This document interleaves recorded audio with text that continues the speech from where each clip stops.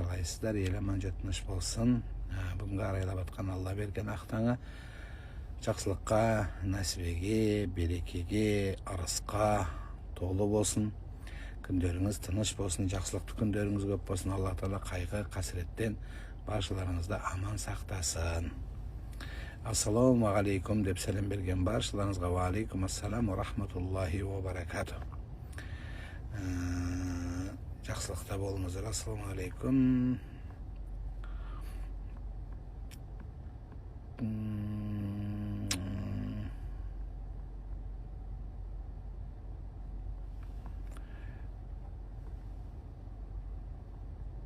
Сіз айтқан соң суреттерді алып тастадым дейді тұрсыз. Тамаша, өкінбеңіз, қуаныңыз. Нәсіп еткен екен. Иманыңыздың қуаты сол суретті алуға жетсе, онда қалған бәрі дұрыс болады. Балам түнде жылайды, бір сағаттап жасы 2:30-да. Дәрігерге көрсетсеңізші, дәрігерден мәселе болу ықтимал. Досымды күйеуі бағаламай жылатып жүр, бұрынғы бала шағасына тыңдап, досымның әйелі ретінде орны жоқ, жанында кеткелі жатыр дейді. Үлкендермен кеңесін деп айтыңыз, кету оңай ғой. Кетуден оңай нәрсе жоқ. Сондықтан асықпасын, ашуға булықпасын, сіз араласпаңыз, ертең күні сенің себебіңмен кесіріңнен ажырастым демесін. Әркімнің өзінің ақылы бар, өзінің миы бар, өзінің жетесі бар, өзі шешкені жақсы болады.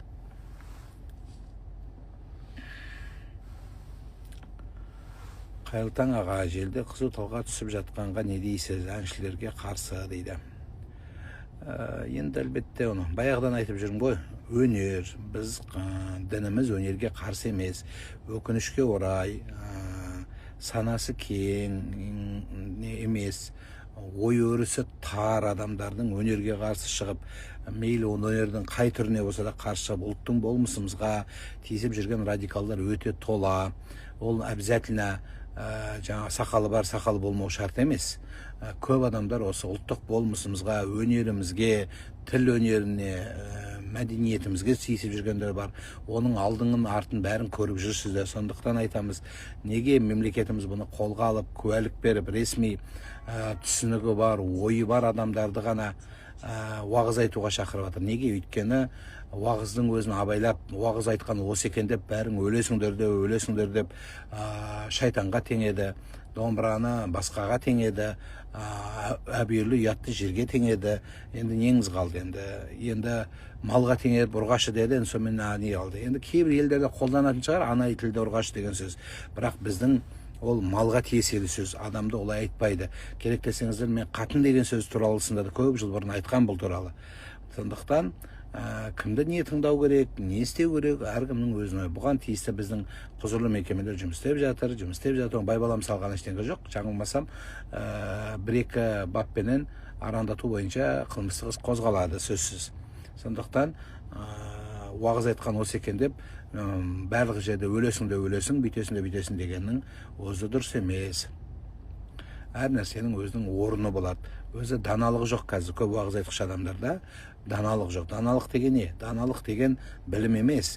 Сол білімді қай жерде, кімге, не айту керек екен, әлеуметтік желіге, жалпы мына телефонға не айтылу керек екен ойлануы, сол даналық болып табылады. Сондықтан елім, айналайын халқым, сақ болу керек, тыңдаған осы екен деп көрінген жерде. Одан кейін әлеуметтік желідегі, жаңылмасам, Астана қаласының дін істер басқармасы мына подкасттарға да қатысты айтылды. Подкасттарда сұхбат алған кезде діни белгі беретін болса, сіздің сұхбатыңыз, сөйлеген сөзіңіздің өзінде сізге әкімшілік құқық бұзушылық туралы хаттама толтырылуы ықтимал. Ұлым 1 жас 4 айда жүріп кетті, тұсау кесу кеш емес ба дейді. Жүріп кеткен балаға керек жоқ. Енді дұға қылу ғой, болады, армын жасап қойсаңыз. Анамыз қайтыс болғаны 8 күн болды. Ағамыздың қызы осы айдың 15-іне ұзатамыз деген еді. Сол қызы ұстамайды, жаман ырым дейді. Біз қыздары анамыздың 40 күндігін асын өтсін десек дейді. Ұзатыңыздар, ұзатқанда тұрған ештеңке жоқ. Барлықтарыңызда бармай қоймай, барыңыздар, қуаныш ол. Енді дүниеден өткен адамның қызметін жасадыңыздар, жыладыңыздар, шығарып салдыңыздар. Енді өлген артынан ешкім өлмейді, өмір жалғасады, өмірдің Құдайдың қойған заңдылығы. Сондықтан барып қатынасып, ол әулетке жақсылық тілеп қойыңыз. Оған бару керек.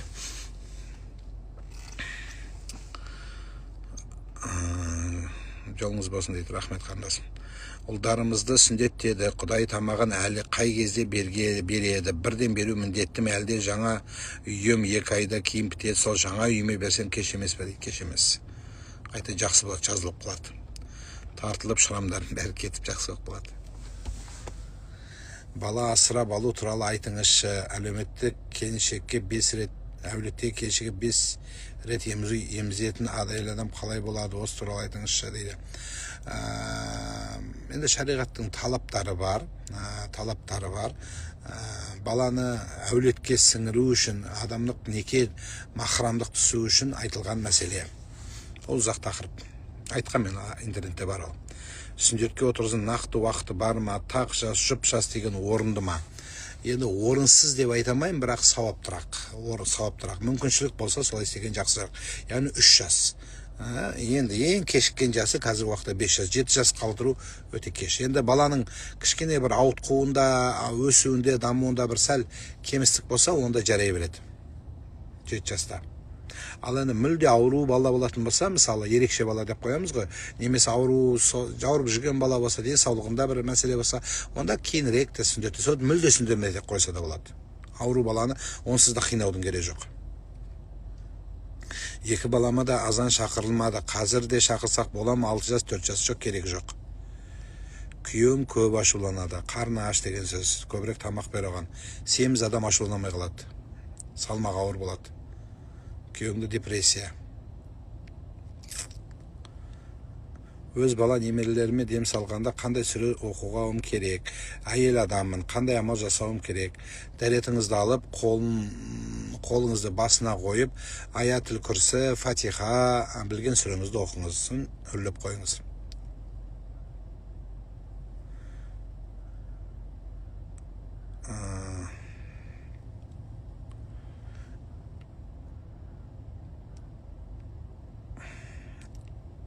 Эко шариғатқа қарсы ма дейді. Енді шариғатқа қарсы жері бар. Ол менің заңым емес қой, мен ойлап тапқан. Алланың қойған заңы, суррогаттық мәселеге дінімізде қайтарым бар.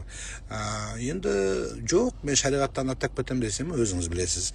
Бірақ шариғатта бала табиғи жолмен көтере алмаса, табиғи жолмен некелілер көтере алмаса, онда дәрігердің көмегіне жүгіну арқылы, эко арқылы, яғни бала көтеріледі, бірақ сенімді дәрігер болу керек, одан екеуінің де ұрғалыну керек, яғни 3-ші адам араласпау керек. Сонда мәселе жоқ, бұл медицина дейді. Ал енді суррогаттыққа белсіз еркекке және бедеу әйелдің мәселесінде шариғат бұл жерде қатты тұрады. Музыка сонымен не болды, халал ма, харам ба? Айттық қой, енді ол туралы Абай атаңыз жауап берген, құлақтан кірген әсем, құлақтан кіріп бойдалар, әсем әммен тәтті көңілге жақсы ойсалар, әнді сүйсең менше сүй дейді Абай атам. Сондықтан Абай атамыз сүйсе, неге біз қазақпа сүймеске? Неге біз арабтың мелодиясын тыңдауымыз керек та, сыбызғысын немесе жаңағы кәрнайын, сарнайын, неге біздің өзіміздің ұлттық құндылығымыз болмау керек? Және әр халықтың өзінің құндылығы сақталу керек. Қырғыздың қомызы, өзіне тән музыкалық аспаптары, ол дінді оған апарып жамап, дінді бұған жамаудың ешқандай қажеті жоқ. Мәдениет болу керек. Қай мәдениет болса да, сурет салу мәдениетінде қолдаймын. Неге? Өйткені біздің балаларымыз сурет салу, кішкентай балаларымыздың моторикасы дамып сурет салады.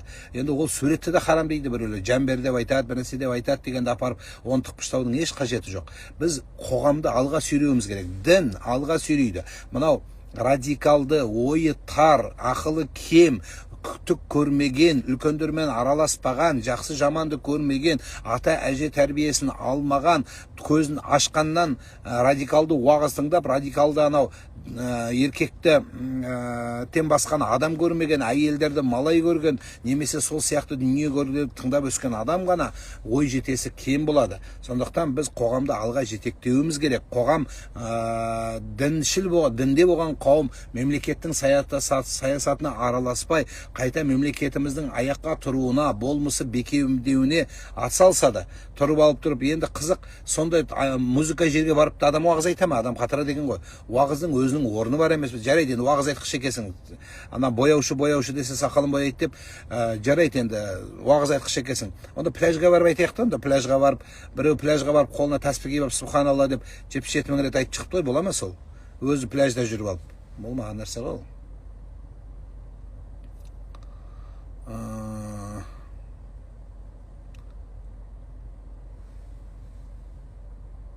Туысқандар ауылдан 25 май күні келген дейді. 5-6 адам әлі кетпеді дейді. Кетпейді. Қазақ, Қырғыз, Орта Азия халқы өте меймандос халық. Наған кетесің, қашан кетесің, вообще кетесіңдер ма, наверное кетпейсіңдер ма деп сұрамайды. Біздің қазақ қызмет қыла береді, мұсылмандар қызмет қыла береді. Кетсе кетеді, кетпесе кетпейді. Ертең сол қонақ күткендердің бастық бай болып кетсе, жалынасың, депутат болып кетсе. Арашан қошқарын алса, арашан қошқарды берші дейсің, жалынасың. Так что бірінші рет тұрмыс құрғанды, қыз баланы, ата-ананы қолына қалдырған дұрыс па, бұрыс па, егер ата-ана алып қаламыз десе дейді. Мен ол туралы талай айттым ғой. Алып қаламыз дейінде, сіздер неге сұрамайсыздар баладан? Баланың өзінен сұрап, біз сондай ойымыз бар еді деп жақсылап айтса қалады ғой, ешкім кетпейді. Сендер қаласыңдар деп, оларды құл қылып жұмсап, малай қылып, сенің өміріңді тілемей, өліміңді тілеген керек па сізге? Мен сондай балаларды білем, сондай ата-аналарды білем. Ана балаларға сондай қиянат көрсеткен кезде, келінге, өз баласына көрсетпейді ғой. Келінге көрсеткенде, келін өліміңді тілейді екен. Өліп қалса осы дұрыс болар еді деп. Сондықтан не керек бар? Мен тағы айтамын, бұл сөздің қорытындысы былай. Ата-ананы махаббатпен қарау керек. Зорлықпен емес, мейіріммен, махаббатпен қарау керек. Менің ата-анам деп. Сонда саналы түрде дұрыс болады.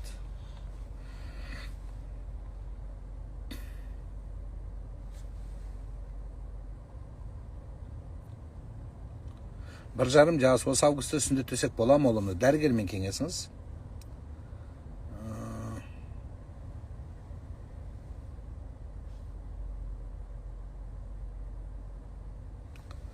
И по исламу считается, что женщина более эмоциональна. Конечно.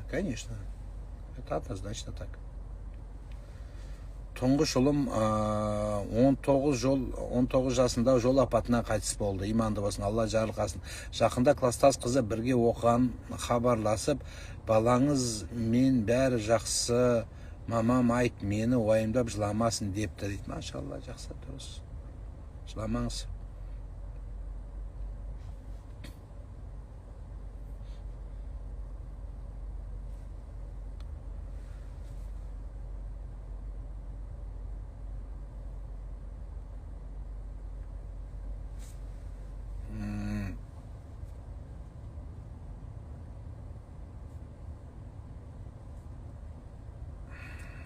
Менің де енем мені жаман көріп сыйдырмап еді. 11 жыл болды тұрып жатырмын. Қазір психически ауру болып қалды. Bir бауыры жоқ. Өзім қарап жатырмын. Өлім деген өлейін деп жатыр. Өзім қарап жатырмын, төсекте жатады уже дейді. Біріншіден табаламаңыз. Екіншіден маған осылай істегенің үшін Құдайдың жазасы деп есептемеңіз. Үшіншіден, мүмкіншілігіңіз бар кезде қараңыз. Сіздің алдыңызда қандай өмір күтіп тұрғанын Құдай біледі. Сондықтан жақсылық жасаңыз, міндет қылмаңыз, Құдайдың сізге берер жақсылығы мол болсын жаным. Павлодарға қашан келесіз? Бұйырса барамыз. Қайырлы таң інім, амансыз ба дейді. Аманбыз, шүкір, рахмет. 12-13 жасар екі ұлымды Құранды қалай қызықтырып жаттатсам болады? Тегі жаттағылары келмейді. Не істеуге болады? Құранды жаттау, ал жаттады ал, не шығады? Ал жаттады Құранды. Құранды жаттау емес, Құранмен өмір сүруге шақырыңыз. Құран жаттанды ол мелодия емес қой. Қазір Құран жаттанды өлең болып қалды. Білесіз ба? Кім жақсы оқиды екен, анау қари дауысы күшті екен, мына қаридің дауысы күшті екен, анау басыңды айландырып оқиды екен. Жоқ, Құран өмірге кірсін. Құранды өмірдің болмысына айландыруымыз керек. Сонда ғана пайда болады. Тұрып, анау оқиды, мынау оқиды. Ол тек қана аспенен адам өлген кезде оқитын нәрсеге айланып бара жатыр. Бұл дұрыс емес. Сіз Құраннан тәрбие, ұлағат, елін сүю, жерін сүю, тілін сүю. Міне осы Құран сол. Сонда бабаларымыз қари болмаса не? Қазаққа еңбегі сіңбей ме не? Құдайға жақпай ма не? Жоқ, олай түсінбеңіздер. Аға қайным ұрып тыныштық бермейді, күйеуім қорғай алмайды, не істесем болады? Неге жазып алу керек? Видеоға жазып ал да, соны полицияға салып жібер, болды.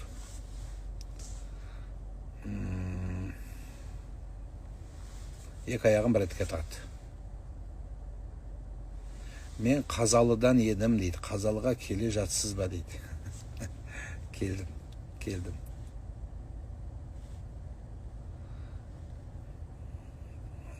Қайырлы таң, күйеуіме темекіні қалай қойдырсам болады? Дұға үйрет. Көп дұғаларды үйрет. Жақсы сөздерді үйрет. Субханалла, альхамдулилля деп үйрет. Содан кейін темекі шегіп тұрады, альхамдулилля дейді. Мен не айтып тұрмын деп сонымен қойып кетеді.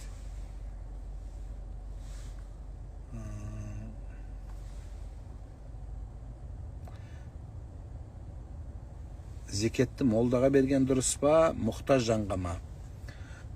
Екеуіне бөліп беріңіз.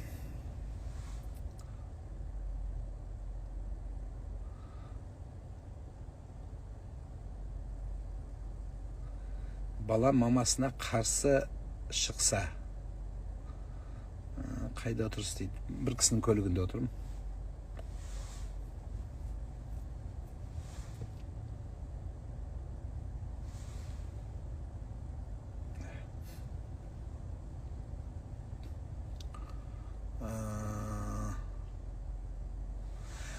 Жылдың астың алдында қонағасы берілу керек пе, міндетті ме дейді. Жоқ, ондай нәрсе жоқ. Кейбір облыстарда сонда беріліп жатады. Негізі бұл нәрсе берілген, алыстан келген адамдар сол қонақ болсын деген мағынада жасалынатын дүние. Бірақ ондай беру керек деген түсінік жоқ. Қырғызстанға қашан келесіз ұстаз дейді. Құдайым бұйырса барамыз. Президентіміз барып кетті. Абдан әлі Скөлді аябай әлі оқымыш чоғылышма болды, бұйырса біз дәле барамыз. Шықырып атады азыр Қырғызстанның мемлекет ғалымдары. Бала тәрбиесі жөнінде айтыңызшы. 5 жыл болды тоқтамай бала тәрбиесін айтып келе жатқаныма. Қыз баласына зират басына барса болады ма? Болады, қасында біреу болу керек. Болады. Атанаң жынды болса байлап бақ дегенді түсіндірсеңіз дейді. Енді қызмет ет деген сөз ғой. Байлап бақ, қолын байлап, аяғын байлап, таңып лақтырып таста деген сөз емес. Бұл жерде қара деген сөз.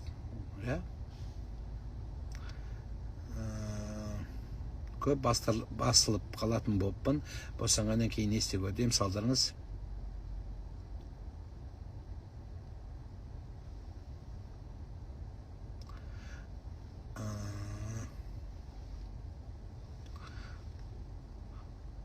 Жолдасы орамал тағуыма қарсы не істеуге болады? Әдемі қылып тағыңыз күйеуіңіздің алдында. Вообще күйеуінің алдына тақпай қойсаң да болады. Келім мен ұлым ажырасып кететіндей қандай дұға оқуға болады? Балаңызға ұрсыңыз дұғадан бұрын. Бірінші дұға қыласың, бірақ ұрс. Балаңыз келінге емес, балаңа ұрс. Осыдан осы келінмен ажырассаң да, мен сенің балаң деп есептемеймін де. Біздер не істейміз? Біз бала жағына тұрамыз. Содан келін дұшпан болады да, содан келін кетіп тынады. Сізге келін керек па? Балаңыздығы дұрыс болса да дұрыс емес деп айтыңыз. Келін жағына өтіңіз. Сол кезде балаңыз успокойтады. Осыдан жіберші осы келінді. Араласпаймын мен, келінмен мен кетем де. Содан келініңіз де сіздің жүрегіңіз сізге деген мейірімі болады. Болар болып, әбден жамандап болғаннан әлбетте кетеді.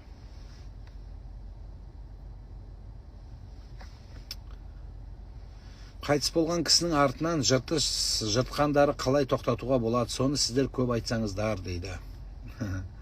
Айтқанда айтып жатырмыз ғой, айтудан кем болып жатқан жоқ. Сіздер ел болып істемейміз ба? Сен істемей ақ қойсайшы. Мысалы, сен біреу қайтыс болғанда, сен бар айт, мен істемеймін деп болды. Молда сен қолдап береді. Ал тұрып алып тұр, молда айта бергеннен, осы сендерге басқа шариғат жоқ па? Неге өлім туралы айта бересіңдер, неге жаназа туралы айта бересіңдер деп әбден молдан жеп жатыр ғой. Сондықтан сіздер айтыңыздар, ел болып айтайық.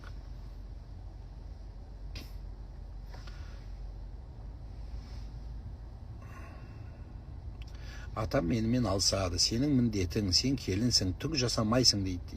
Сіздікі дұрыс та, құп болады деп үндемеген үйдей бәледен құтылады. Енді жасы 60-қа келген, 70-ке келген кісімен сен алысып түзетесің бе жаным? Сіздікі дұрыс деп қой, немесе үндемей ақ қой, болды. Не деген кеп тұр енді сонымен? Не деген кеп тұр деп төбелесіп кетіп жүрмей, атаңмен расына шығып, екеуің рингқа шығып болмайды. Соның баласын ұрып қояды сені жабылып.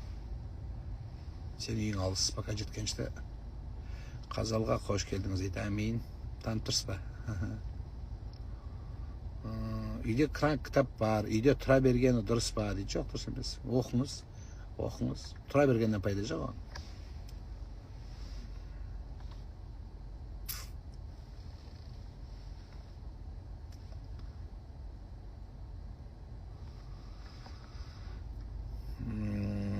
Что делать со старыми фотографиями? Можно жить? Конечно, надо сжечь. Если в память можете оставить пару, допустим, знакомые люди, если запечатлены какие-то другие люди, если вы этих людей знаете, лучше это им отдать. Знаете почему? Потому что это целая история, целый век. Как-никак в этих фотографиях хранятся память о тех людях, воспоминания, хорошие моменты. Исходя из этого, если те люди запечатлены, которые на ваших фотографиях, может этой фотографии вообще не быть у этого человека, да, их не семьи, поэтому можете отдать, это будет самое лучшее. Это даже благое дело. А то, что скрывать, выкидывать, это нехорошо. Мешітке апарып берсе бола ма кітапты? Әлбетте күшті болады. Мешітте имамнан сұрап апарып бересіздер. Намазда емеспін, тахаджудқа тұрамын, бірақ арасында ұйықтап қалып жүрмін. Тамаша, таң намазын қосыңыз.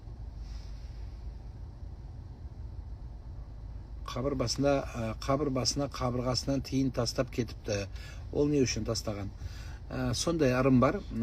Ар өткен бер өткен сол садақаны алып, Құран оқып шығады деп. Құран оқып қоя ма деп.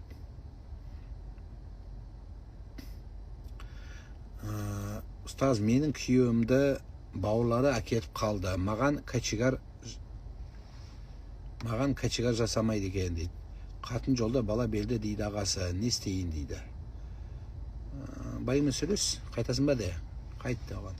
Ағалар алып кетсін, сен қайтып алып келді. Сонымен екі ортада өмір өтіп қалады, құда қаласа. Кішкене шыдасаң, ар жүріп, бер жүріп өзі. Келіп кетіп, ана бір жаман қатындар сияқты күйеуің келіп кетіп үйреніп қалады. Сонымен сен жақта қалып қалады, сөйт. Ағалар алып кетсе, мен сені жақсы көремін, сен өмір сүремеймін де қайта алып ал. Ерегіспей қойларға. Кет қалма сенде. Бір сұрағым бар еді дейді.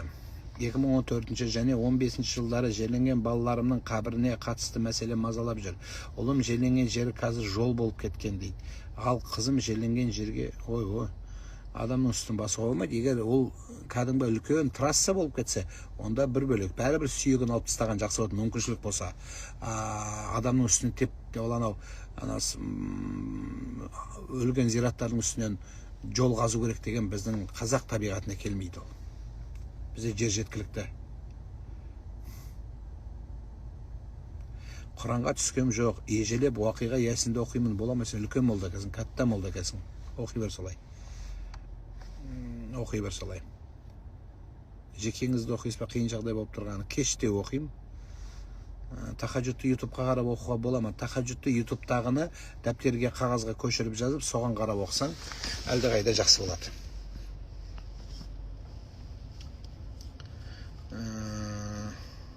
Қайда жүрсіз? Астанада жауын ғой дейді. Мен басқа жақта жүрмін. 40 күнде алынған шашын не істеуге болады? Көміп тастаңыз. Зікірді ютубқа қайталап оқуға бола ма? Болады, күшті болады.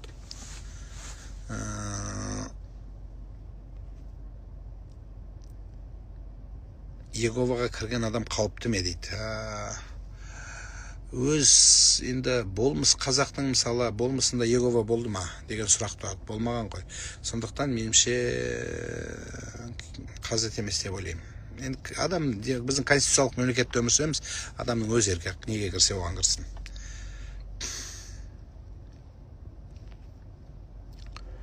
Ту аға, бүгін не асығып отырсыз, не көңіл күйіңіз жоқ, қысқа қайырып. Телефонды қолыма бірінші рет ұстап отырмын, сенесіздер ме? Бір кісінің ағамыздың көлігінде бірінші рет осы қанша жылдан бері көлікте шығып көрмеген екенмін, тікелейге сұрақтарға жауап берді. Сол қолым бір жағы шаршап, бір жағы бір пайдалы болсын деп, бір кісіні күтіп отыр едім. Сол күтіп отырғанда бір пайдалы болсын деп шыққаным ғой. Йогада мантра айтқан дұрыс па? Дұрыс емес. Йоганың өзі гимнастикасында проблема жоқ. Созылу, ода тұрған ештеңе жоқ. Ал йоганың мантралары харам. Біз айта алмаймыз оларды. Ассалаумағалейкум. Құнут дұғасын жаттауға қиналып атырман, қайтсек жеңіл болады. Құнут дұғасын қағазға жазып аласыз да, тамақ ішкеннің алдында оқисыз. Құнут дұға тек қана өтірік ажып оқылмайды. Құнут дұғасы дұғалардың патологы. Ана үйімді қалай сатам дегендер бар ғой, құнут дұғасын оқыңыз. Балам жақсы болсын десеңіз, құнут дұғасын оқыңыз. Өзімнің өмірім жақсы болсын десеңіз, құнут дұғасын оқыңыз. Жол жүрердің алдында құнут дұғасын оқыңыз. Енді туалетке кірген алдында да оқыса болады, бірақ ұзақтау оқығанда бұтыңа жіберіп қоюыңыз мүмкін. Сондықтан басқа жердің бәрін оқи беріңіз.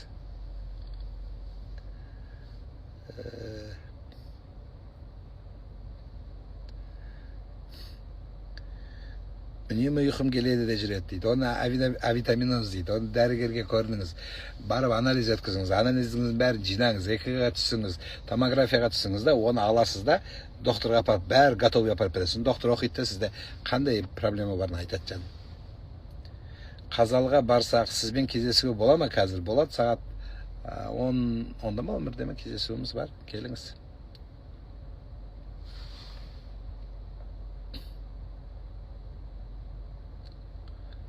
Лос-Анджелестен сәлем дейді. О, LA. Менің 3-ші рет босанатын ай күнім жақындап қалды. Құтты болсын. Аман есен босанып алайын. Босанған кезде басқа қаладан ата-енем, қайын апайым 2 баласымен келеміз деп жатыр.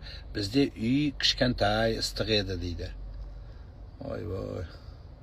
Енді 3-ші рет екен ғой, үйреніп қалдың сен де. Сен де уже вампирский тістерің шықпаған сенің жаңа. Тістей аласың сен уже. Ауырып атырмын деп жатып ал. Туаға неге оқымайсыз дейді, оқып тұрың ғой.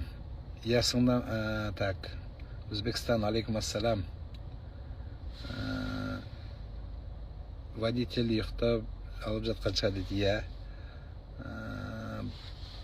Баланың айдары алынған кезде дұға қылынады. Білген адам бір балаға қатысты дұғалар бар, пайғамбар саллаллаху алейхи ва саллям оқыған, соны оқу керек. Ол жай ғана алынбайды, ол дұға қылып алынса тамаша болады. Ырымына сай дұрыс болады. Баламды сүндеттегем, бірақ одан Құран оқытуға жағдайым болмай тұр. Тек қойды сойып шикідей таратсам бола ма дейді. Қой же не виноват? Қой не виноват сенің балаңның әпшуің кесілгенде. Қой сойып тарат деген сөз жоқ. Қой сойып таратудың сүннет дегенде не пайдасы бар, түсіндіріп берейін. Балаға дұға алу. Келген адамдар бәрі ет жейді, қарындары тояды, жақсы күлімсіреп, балаға ақша береді, сын бата береді. Мына балаң аты сұлтан болса, сұлтан ұзақ өмір сүрсін, құтты болсын сүннет. Сол көптің дұғасы көл, біреу болса біреу балаңның болашағына дариды жан. Түбі сол. Гәп ойнаған харам ба дейді. Енді уақытты сұрап қой. Уақытты сұрап, одан кейін сіздер гәпті отырып, не айтасыздар? Өсек дейсіздер, кімнің бай ажырасайын деп жатыр, кімнің қандай болып жатыр, не істейін деп жатыр. Сол гәпті балаларыңызға неге арнамайсыздар, айтыңызшы. Гәпті балаларыңызға арнап, отбасыңызға арнап. Егер күйеуіңіз қамап қойып, ешқайда шығармай, сондай бар ғой, сондай жауыздар. Сондай болатын болса, гәпке барсаң жарасады. Мен адам көрмейді екенмін, цивилизация көрмеймін десең жарасады. Енді қазіргі уақытта гәпті деген мәселе енді білемін, оңтүстік өңірде көбірек дамыған. Бұл нәрсені кішкене еркектер қыдырып жаңағы жүрген сияқты, әйелдердің гәбі деген сияқты. Өз атының өзі айтып тұр, гәп болады деп. Сөз деген сөз емес пе? Көп қабатты үйде тұрамыз. Үйде қиылған баланың шашын түскен шаштарды қайда жібереміз?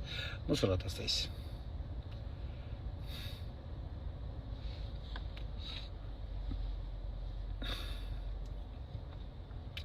Тойда тоз сөйлеген тамадаға ойыңыз. Тамада өйтіп айтпайды ғой, наоборот, сіз өзіңіз не қателесіп жазып жатырсыз. Тамада ол той наоборот болса екен дейді. Оның мәні ол. Сондықтан енді ана сөйлеген адам туралы айттым мен жаңа.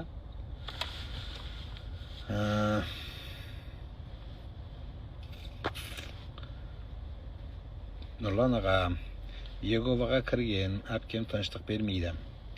Туған әпкем, охо, анама келіндер жамандап қарсы қояды. Сосын анам келіндерді жек көріп жүреді дейді. Оған ескерту керек.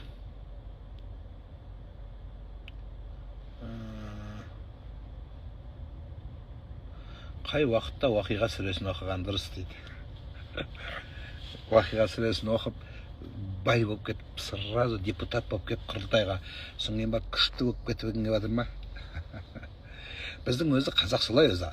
Ана мына оқымайды, халам-бәлем дұға.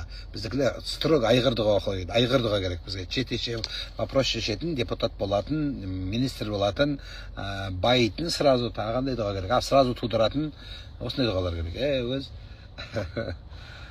хадисте келеді еді, сол келгенде саған айт деген сөз емес қой ол. Қандай сүре, жұмыс жүргізетін дұға керек, сол.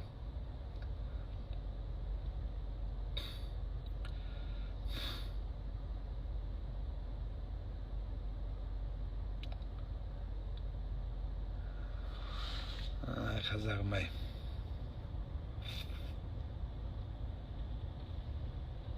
Қатын алатын емес, қатынның аузын жабатын керек бізде.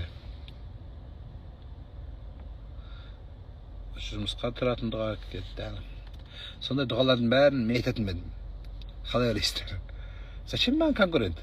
Айтпаймын мен өзім оқып отырып, жалғыз өзім сенатқа ма, сенат кетіп қалды ғой бізде. Құрылтайға бара бермеймін ба? Жоқ ондай нәрсе.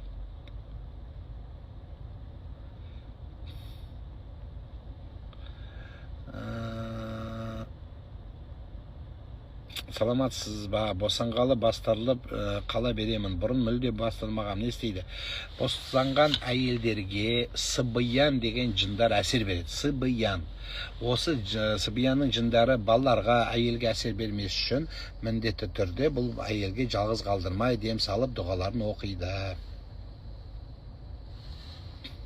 Жасым 40-та, тұрмысқа шығудан үмітімді үздім дейді. Ойбай-ау, 40-та өмірің енді басталады сенің. Құдай берейін деп тұр сен, кішкене шыда. Кішкене шыдасаң, Құдай береді сізге. Бір 40-қа кеп қалған, 40-тан асып қалған бір жігіт бар енді. Енді сіз де кішкене таңдай бермеңіз, андай бол керек, мұндай бол керек. Ақсақ, тоқсақ бола береді. Көзін жұмда, әй жаным деп жабысып тиіп ал болды. Маған кел, некелерін қиып берем.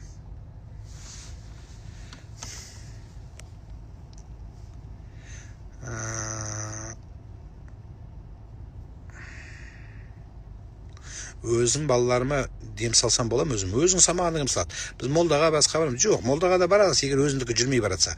Сіз өздеріңіз салыңыздар, Күйеуім көп өтірік сөйлейді. Жауапкершілігі алмайды. 4 бала шағамыз бар дейді. 4 баладан кейін есіңе түсті ме осы нәрсе? Күйеуің жауапкершілік алмағаны енді поздно енді. Енді поздно жаным. Ол күйеуің жамандамай-ақ қой енді, болды. 4 бала туып біткеннен кейін несін айтасың жаным?